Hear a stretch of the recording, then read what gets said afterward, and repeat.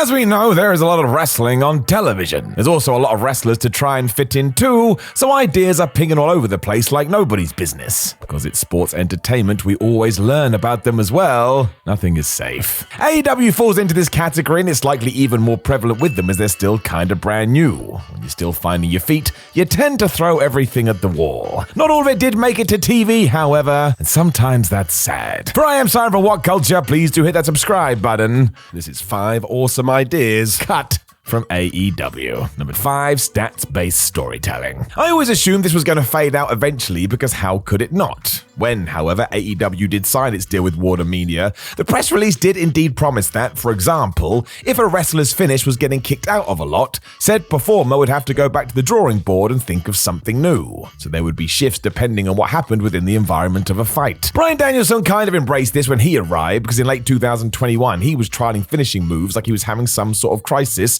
evaluating their success as he went. Obviously the win-loss records were a thing for a while too. Before long we were back to classic sports entertainment, probably because it's just easier to book stories that way. I would still say there's room to have more fun with this in the future though, because why not introduce some select wrestlers around it and see what happens. In terms of recent times though, we have definitely moved away from this, but I'm still enjoying the product, so I can't get mad. Number 4, Hangman Page All Out Story Arc. At All Out 2019, Hangman Adam Page was down on his luck. The Young Bucks had turned him down when he asked for their encouragement before his world title match against Chris Jericho, and then he lost. He was a sad cowboy. Jump forward 1 year, however, and Page was back. He had won the tag team titles with Kenny Omega and everything seemed alright. Kinda. Because FTR then got on his head and totally corrupted him. It saw Hangman screw over Matt and Nick Jackson even though he had been manipulated. Damn it, he hit rock bottom. Omega also tossed him aside, and this 2-year story was all set to conclude at All Out 2021. The thing is,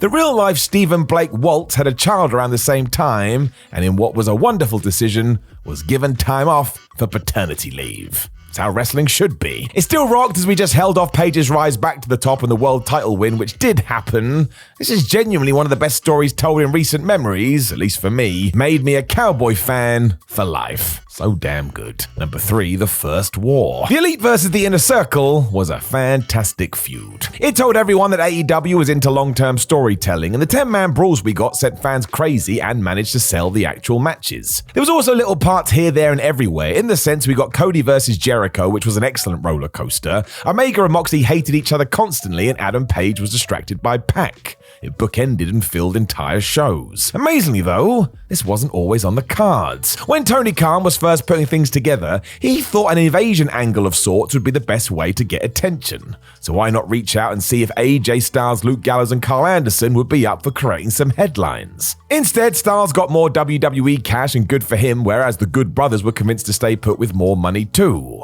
They were also allegedly told WWE will always be there for you, then they fired them a few months later. Sheesh. That would have been huge for obvious reasons, but come on now, look at what we got. I've no problem with it at all. Number 2, the Trios titles. AEW fans have wanted Trios titles for a long time. While Ring of Honor was always happy to have them, WWE has never even hinted they may head in that direction, meaning that mainstream Western wrestling hadn't embraced this way of fighting. This is why All Elite Wrestling admitted basically from day one that it was gonna happen, and then it didn't. For ages. Everything seemed to be in place shortly after Revolution 2020, which is why the Death Triangle and the Best Friends were at each other's throats. But you already know what happened. Give me a P, give me an A. No, we're not going to do that. It was the damn pandemic. Tony Khan rightfully didn't think it was worth introducing these to an empty arena, even though Kenny Omega and Chris Jericho had teased something on the Jericho Cruise. It's also why every time a new championship was teased, people groaned because it wasn't the Trios belts. And look at it this way. The roster was totally wrecked during this period. Why on earth would you add the pressure of trying to have 6-man programs? Given that we also had all that madness with Omega and the Bucks after they won the things finally in 2022, it did feel a little bit cursed for a while. But then we got the Best of 7 series, so I think everything is going to be alright. Number 1, half of the Forbidden Door card. I mean, what choice did AEW have? Wrestlers were dropping like flies. Now thankfully in retrospect this was a huge success and did pay-per-view buy rates far higher than anyone expected. It was also an awesome show, but yeah, what we got is not what we were gonna get. The original main event was CM Punk versus Hiroshi Tanahashi when Punk broke his foot, so he was out. Bryan Danielson versus Zack Sabre Jr. was also ready when Danielson suffered a concussion,